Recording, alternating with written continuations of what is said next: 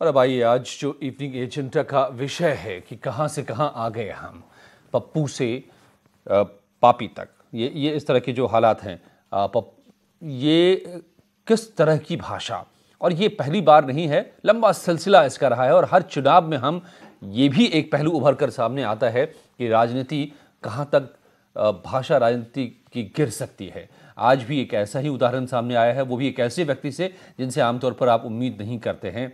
सुनिए सबसे पहले, इससे पहले कि मैं बाकी मेहमानों से बात करूं इसको लेकर के, क्या कहा गया है। पार्लियामेंट में सामने मोदी जी बैठे थे, एक लाइन पीछे हम भी बैठे थे। क्या अखबारी साहब मैं भी पीछे बैठा घायल हो गया। अब वो पप्पू कहता है मैं प्रधानमंत्री बनूंगा, तो मायावती, अखिलेश यादव, पप्पू और पप्पू की पप्पी भी आ गई है।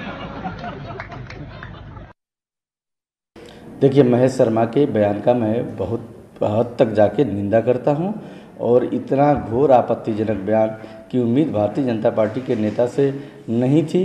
और आज भारतीय जनता पार्टी के महेश शर्मा ने ये साबित कर दिया है कि उनके दल की जो चरित्र है, महिलाओं के प्रति जो उनकी सोच है, वो आज उन्होंने स्वयं उजागर किया है। प्रियंका जी के साथ जो उन्होंने बोला, अपने आप को चाल चरित्र की पार्टी बताने वाली आज इस तरह की हरकतों पर उतर आए, सिर्फ मात्र सत्ता पाने के लिए आप ऐसी अमर्यादित भाषाओं का इस्तेमाल कर रहे हैं। हर किसी के लिए आप करते जा रहे हो। आपने तो हमारे समाज को क्या कर दिया। मेरे साथ जुड़े हुए मेहमान, मैं सीधे उन्हीं से आपको मिलवाता हूं, उन्हीं के पास चलूंगा मैं। दिनेश सिंह साहब बीजेपी के नेता मेरे साथ जुड़े हुए हैं, सैफ अली खान कांग्रेस के नेता, रतन सेन सिंह प्रवक्ता एसपी के, और सुनील कौशिक साहब वरिष्ठ पत्रकार। आप सबका स्वागत है। दिनेश सिंह जी, क्या डर गए हैं क्या आप लोग मेन प्रियंका गांधी से कि अब इस भाषा का इस्तेमाल करना पड़ रहा है? भारतीय जनता पार्टी को किसी से या किसी नेता से डरने की कहीं आवश्यकता नहीं है, और भारतीय जनता पार्टी किसी नेता से डरी भी नहीं है। तो ऐसी दूसरे लोग हम जी, तो फिर ये जुबान कैसे फिसल गई? फिर ये अल्फाज क्यों इतने खराब? डरे वो लोग हैं, ये सामान्य स्थिति का लक्षण नहीं है ये। डरे वो लोग हैं जो नेता से डरकर नेता बदल रहे हैं। कभी एक नेता प्रस्तुत करते हैं, उसके फेल हो जाने के बाद दूसरा नेता प्रस्तुत करते हैं। अब दूसरी आते हैं हम आपके मेल सवाल पर। देखिए, शब्द जो है वो ब्रह्म है। शब्द अगर एक बार मुंह से निकल गया तो उसको नष्ट नहीं किया जा सकता है। गलत है ना? वही मैं कह रहा हूं, मेरी बात आप पूरी सुन लीजिए, मैं उसी की तरफ आ रहा हूं कि शब्द ब्रह्म है, और वो ब्रह्म जो है नष्ट नहीं हो सकता है। बाकी सारी चीज़ें नष्ट हो सकती हैं, लेकिन शब्द नष्ट नहीं होता है। महेश शर्मा जी ने जो कहा है, उनके पूरे बयान को आप देखिए, मैंने पूरी क्लिप उनकी सुनी है। उनके कहने का भाव नहीं है, उसका मतलब गलत निकाला जा रहा है, क्योंकि आप पूरा संदर्भ देखिए। ये होता है राजनीति में क्या है, नेताजी लोगों को जो कहना होता है कह देते हैं, उसके बाद हमसे कहते हैं कि हम गलत मतलब निकालते हैं। इसलिए लोग गलत मतलब नहीं, अजय जी इसलिए नहीं। देखिए, जैसे उन्होंने कहा पप्पू, गप्पू, जैसे एक तुकबंदी लोग करते हैं, उस तुकबंदी के क्रम में उनके मुंह से निकली मर्यादा भूल गए। मर्यादा नहीं भूली है। देखिए, महेश शर्मा पढ़े लिखे डॉक्टर है, वही कह रहा हूं, महेश शर्मा मंत्री हैं, की भाषा ऐसी नहीं है, मिनिस्टर हैं। जिस पहली बार सुन रहा हूं, मैं हैरान था। नहीं अजय जी, दो चीजें हैं, इसलिए आश्चर्य व्यक्त हो रहा है। नंबर एक, भारतीय जनता पार्टी के नेता, अभी समाजवादी पार्टी के नेता भी कह रहे थे, जो अपनों को सबसे अच्छी पार्टी कहती है, पार्टी भी डिफरेंस कहती है, संस्कारित पार्टी कहते हैं, समाजवादी पार्टी के प्रवक्ता कर रहे हैं, और उनके एक मंत्री ने, पढ़े लिखे मंत्री के मुंह से इस तरह की भाषा निकली है, जिसका गलत व्याख्यायित किया जा रहा है। मुझे लगता है किसी भी नेता को, किसी भी पार्टी के नेता को इस तरह की बात करने से एक बार सोचना चाहिए, जरूर एक बार बचना चाहिए। चलिए, हम कह रहे हैं कि बचना चाहिए निश्चित तौर पर, क्योंकि आपके जब भी कोई बयान आप देंगे, आप सार्वजनिक जीवन में अपना जीवन यापन कर रहे हैं, तो उसका मतलब निकाला जाएगा। नुकसान उठाएंगे आप जो कह रहे हैं उसको मैं सीधे सीधे कह देता हूं कि ऐसी भाषा से आप खुद अपना नुकसान करेंगे। सामने वाले का भी भारतीय जनता पार्टी का कोई नेता कभी इस तरह की भाषा का उपयोग नहीं कहता है। बाकी आप इतिहास साक्षी आप देख लीजिए, बाकी किन लोगों ने क्या कहा है अभी सामने आएगा। लेकिन मेरा भारतीय जनता पार्टी के नेता के रूप में, भारतीय जनता पार्टी के नेता के रूप में मेरा यह कहना है, किसी भी दल का नेता हो, इस तरह के शब्दों की मर्यादा को ध्यान रखना चाहिए। और अभी सैफ जी इस बात को कहने चल रहे हैं, इसकी शुरुआत भी कहां से हुई है सैफ जी वो भी बता देंगे। तो मैं बताता हूं इसकी शुरुआत जो है। बहुत बहुत शुक्रिया सबसे पहले अजय साहब, आज आपने जो है ऐसे में अहम मुद्दे जो है आपके चैनल और आपने उठाए जी। बात अल्फाज और ये सब जो है इनकी शुरुआत की अभी जो हमारे दिनेश जी भारतीय जनता पार्टी के जो प्रतिनिधि बात कर रहे थे, अमित शाह जी ने कर दी थी जब फाउंडेशन रैली में मुंबई में 38 फाउंडेशन रैली में उन्होंने सब विपक्ष को जो है जानवर कहा था। और इनकी यूनियन कैबिनेट मिनिस्टर जो है दलितों को कुत्ता कहते हैं। सुनिए ऐसे तो हमें स्टेटमेंट जहर की खेती से शुरुआत हुई थी। असलियत में सरकार जो है इस वक्त इतनी डरी हुई है कि मौजूदा मुद्दों पे बात नहीं करना चाहती। इधर उधर पेड़ों के घुमाएंगे, ऐसे ऐसे अल्फाज और ऐसे ऐसे शब्द इस्तेमाल करेंगे। तो दुर्भाग्यपूर्ण है कि आपके राष्ट्रीय अध्यक्ष जब इस्तेमाल करते हैं ऐसे अल्फाज जो है, तो आप बाकी के नेता जो है ये उनके कैबिनेट मिनिस्टर्स क्यों नहीं करेंगे? जब वो दलितों को कुत्ता तक कह देते हैं, ये कहते हैं कि अगर कोई कुत्तों को पत्थर मारता तो हमारी सरकार जिम्मेदार नहीं। बहुत सारे ऐसे स्टेटमेंट्स आए हमें देखने को मिले, आप ही के यूनियन कैबिनेट मिनिस्टर्स की तरफ से मिले, आपके राष्ट्रीय अध्यक्ष की तरफ से मिलने को मिले। पीएम साहब तो गणेश भगवान तक को नहीं छोड़ा साहब, जब ये प्लास्टिक सर्जरी का एग्जाम्पल है। आपके योगी जी ने भगवान हनुमान जी को नहीं छोड़ा, जो आज प्रियंका जी ने जो है आज सबसे पहले हनुमान मंदिर गई है वहां पर। आपने हनुमान भगवान हनुमान को भी नहीं छोड़ा, एक जाति उस वर्ग का बता दिया। योगी जी के बयान है ये। स्टेटमेंट्स की अगर मैं बात करूं तो हमें ऐसी स्टेटमेंट्स की निंदा करनी चाहिए, मगर मैं मालूम करना चाहता हूं अभी तक आज तक भारतीय जनता पार्टी के कितने लोगों को निष्कासित किया गया है गलत स्टेटमेंट्स देने की वजह से। एक नाम बता दें केवल। ठीक है रतन सिंह जी, केवल एक। नहीं बता दे, अब मेरे पास लिस्ट है, मैं बताऊंगा, लेकिन मैं पहले नहीं चाहता कि मैं बताऊं। ये आप लोगों का मामला है, आप लोग आपस में स्कोर सेटल करें। रतन सिंह जी, दरअसल ये राजनीति में कोई नई बात नहीं है। हर चुनाव में हम देखते हैं कि उसका पतन होता है, एक सिरा दिखता है कि उसका असली चेहरा क्या है।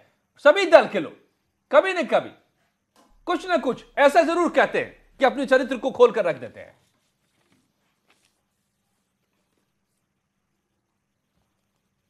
आपने यह मुद्दा उठाया है, इसमें यह समझने की बात है कि भारतीय राजनीति में जो शब्दों की मर्यादा टूटने का सिलसिला 2014 से बहुत बुरी तरह से शुरू हुआ है।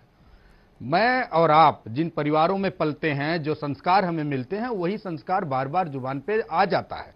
सामान्यतया अटल आडवाणी जी की जो भारतीय जनता पार्टी थी, उसने शब्दों की मर्यादा का ख्याल रखा, इसीलिए पार्टी विद डिफरेंस इनका नारा था। देश भर में रहता था कि ये पढ़े लिखे लोग बहुत अपने आप को कहते हैं स्वयंभू पढ़े लिखे लोग, लेकिन जब से नरेंद्र मोदी साहब ने एक पार्टी की राष्ट्रीय अध्यक्ष को जर्सी गाय कहा, जब उन्होंने बाप बेटे, चाचा भतीजा और किसी की पत्नी को 50 करोड़ की गर्लफ्रेंड तक उन्होंने जब संबोधित किया, तो एक तरीके का एक सिलसिला शुरू हो गया। आपने देखा होगा कि जब गौरी लंकेश जैसी महिला की हत्या होती है, तो जिसे मोदी साहब फॉलो करते हैं वो बंदा कहता है कि अच्छा हुआ कुतिया मर गई। आप देखिए, जब इस तरीके की चीजें चलने लगती हैं तो बोलचाल की भाषा में भी इसी लोग कहते हैं कि भाई घर में सामान्य बातचीत में भी अच्छी बातचीत करो कि बाहर उसका परिलक्षण हो। आज की स्थिति में जो हो गया है कि मोदी साहब के जो निकृष्ट बात आप बीच से पकड़ते हैं, राजनीति में लाया, बीच से बातों को मत पकड़िए, अगर बात को पकड़ना है तो स्टार्टिंग से पकड़िए।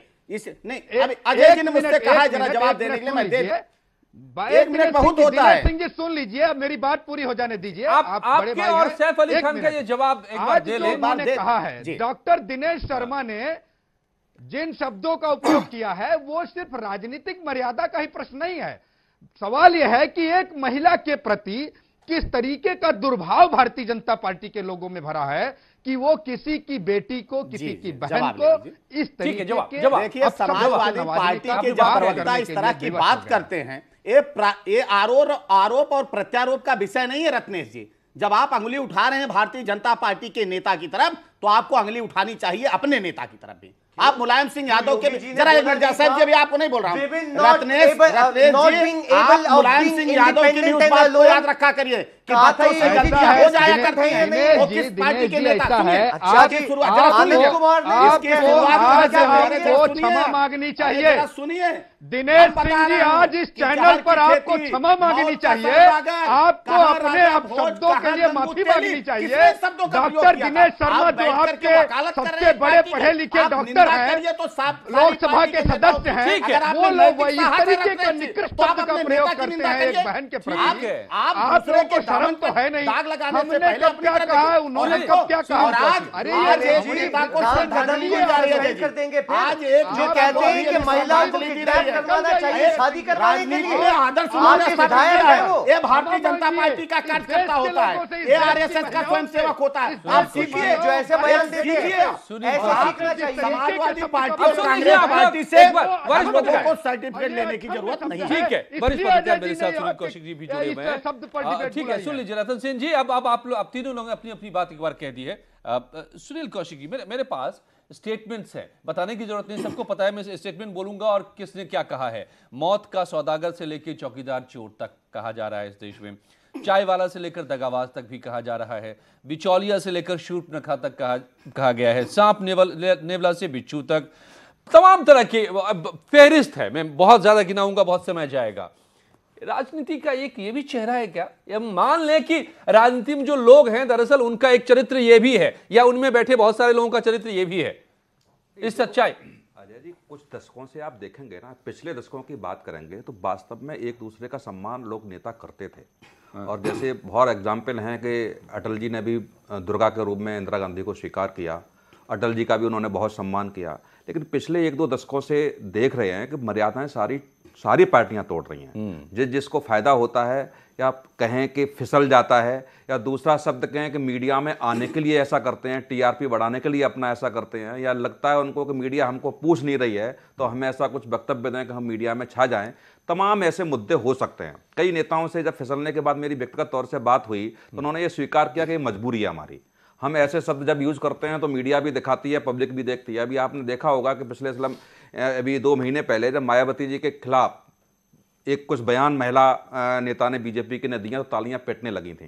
तो जब नेता जो बयान देते हैं, मुझे बहुत याद है 20-25 साल पहले की बात होगी, जब लालू प्रसाद यादव ने एक बयान दिया था रैली में कि हम यहाँ की यूपी की सड़कें ऐसी बना देंगे जैसे हेमा मालिनी के गाल हैं। तो वो उस समय बड़ा सुर्खियां बनी थी, चप्पल जूते भी उस समय फेंके हुए थे। तो ऐसा नहीं है कि चला आ रहा है, लेकिन जो मर्यादाएं तोड़ते हैं नेता, चाहे किसी भी पार्टी के हों, उनको ये देखना चाहिए कि हम देश को संदेश देना चाहते हैं, या देश चाहे कि हमसे कुछ सीखे, युवा हमसे कुछ सीखें और आगे जाके एग्जाम्पल दें, तो इनको भी ये देखना होगा कि अपनी पार्टी की जो संस्कृति उन्होंने बना रखी है, जो नियमावली बना रखी है, वो उसका संदेश जाएगा कैसे। तो छोटी जो बातें होती हैं वही उन्हीं लेकर के छोटे छोटे झगड़े होते हैं। हाँ। नेताओं को आप देखते हैं कि बड़े स्तर पर तो बयान देने के बाद नेता आराम से पार्टियां सार्टियां करते हैं, लेकिन जो कार्यकर्ताओं के बीच जो बात जाती है, जो कार्यकर्ता उनके बातों के पीछे लड़ते हैं, उनके बयानों के पीछे लड़ते हैं, वो जाकर दुश्मनी फैलती है और चुनाव में जाकर के वो निकलती है। और ये इसका खामियाजा भी भुगतना पड़ता है लोगों को। बिल्कुल भुगतना। और ये जो वैचारिक भिन्नता है, वैचारिक टकराव है पार्टियों में, इसको तो समझा जा सकता है, लोकतंत्र की ये खूबसूरती भी है। लेकिन ये व्यक्तिगत टकराव में जब बदलने लगता है, ये तब लगता है कि वैचारिकता की कमी हो रही है। दिनेश सिंह जी, सवाल ये है कि जब आप व्यक्तिगत हमले करते हैं, इसका मतलब विचार के धरातल पर कहीं आप चूक रहे, पिछड़ रहे, आप नहीं मुकाबला कर रहे। मतभेद होने चाहिए, जो कोई कर रहा हो, मतभेद होने चाहिए, मनभेद नहीं होने चाहिए। बिल्कुल। लेकिन अब जब मतभेद होंगे, पार्टी के पास तमाम ऐसी पॉलिसी हैं, तमाम ऐसे मुद्दे हैं। 2014 के चुनाव में आप देखेंगे तमाम मुद्दे ऐसे हैं जो जनता के बीच आप जा सकते हैं उनको लेकर। बिल्कुल। लेकिन उन मुद्दों से ध्यान भटकाने के लिए कोई भी किसी भी पार्टी का नेता हो, चाहे कांग्रेस का हो, बीजेपी का हो, अन्य दलों का नेता हो, यदि वो लोगों को भटकाने का प्रयास करे तो लोग भटकने वाले नहीं है। लेकिन जो उनके लिए सम्मान जनता के दिल में होता है, वो थोड़ा अजय जी, असल में सुनील जी की अपनी एक दृष्टिकोण हो सकती है, लेकिन भारतीय जनता पार्टी के नेताओं का आप आदर्श देखिए, क्योंकि आपका जीवन जब आप सामाजिक क्षेत्र में होते हैं, राजनीतिक क्षेत्र में होते हैं, तो आपका भी कोई भी कृत्य तो सामाजिक होता है, समाज के सभी तबके के लिए होता है। माननीय प्रधानमंत्री नरेंद्र मोदी जी प्रधानमंत्री बने, संसद सदस्य चुने गए, पहली बार वो संसद में प्रवेश करने के पहले संसद को दंडवत उन्होंने साष्टांग दंडवत के रत्न शुरू किएगा। यही नहीं, आप आगे चलिए, अभी कुंभ के मेले के समापन अवसर पर, जरा एक मिनट रुकिए रत्नेश जी, बीच में मत बोलिए। उन्होंने गया और वहां जाकर उन्होंने किसके पैर धुले?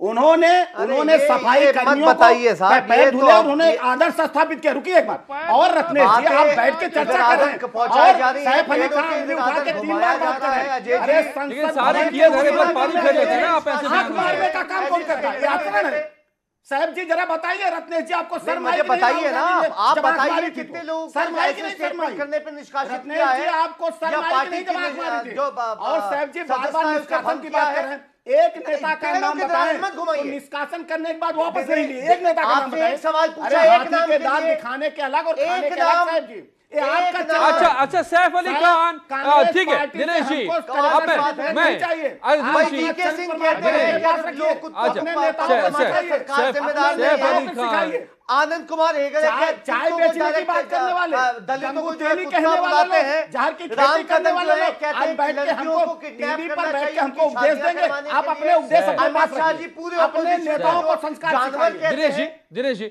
सैफ अली खान एक सवाल पूछूं, आप निकालने की बात कर रहे हैं ऐसे बयानों से, तो आपको तो अपने राष्ट्रीय अध्यक्ष को निकालने की नौबत आ सकती है। आप पिछले चुनाव को भूल रहे हैं, सौदागर वाला बयान जो है वहीं से शुरू हुआ था और उल्टा भी पड़ा था सियासत में, नहीं, देखिए, राजनीति में। नहीं, देखिए, आपको मैं बताता हूं। और अब आपके हमारी कई हमारी नेता हैं, पार्टी में दिग्विजय सुनिए, सिंह साहब से हमारी लेकर पार्टी के में थरूर साहब तक के बड़े बड़े बयान आते रहे हैं। अगर आप ऐसे करेंगे तो फिर आधी पार्टी खाली हो जाएगी। नहीं सुनिए, दिक्कत ये है, हमने वैसे स्टेप हमेशा से उठाए हैं, ऐसे स्टेटमेंट सबके सब पार्टी में बने हुए हैं। मनीष अय्यर जी की अगर आप बात करें कि उनकी जो स्टेटमेंट्स आई थी, उनकी फिर सदस्यता जो है रद्द की गई। आज आप बताइए ना, एक आदमी मुझे बता दीजिए आपका, अरे आप आपकी पार्टी में एक आदमी आपने निष्कासित किया, आपके खुद के राष्ट्रीय अध्यक्ष ऐसे अल्फाज इस्तेमाल करते हैं। आप क्या अपने राष्ट्रीय अध्यक्ष को बाहर निकालेंगे या निकाल सकते हैं? मोदी जी का मैं बताऊं, एक टैक्सी ड्राइवर ने जहर की खेती करने वाला बयान भारतीय राजनीति में जो है चुनाव में सबसे पहले सोनिया गांधी ने दिया था।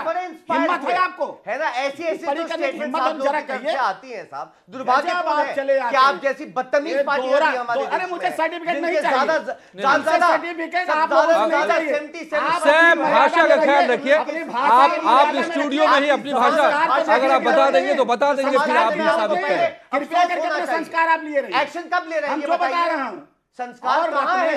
ये है संस्कार। और नहीं, क्या संस्कार ये रतन है? सिंह, महेश शर्मा के क्या ये संस्कार कहेंगे आपके माध्यम से?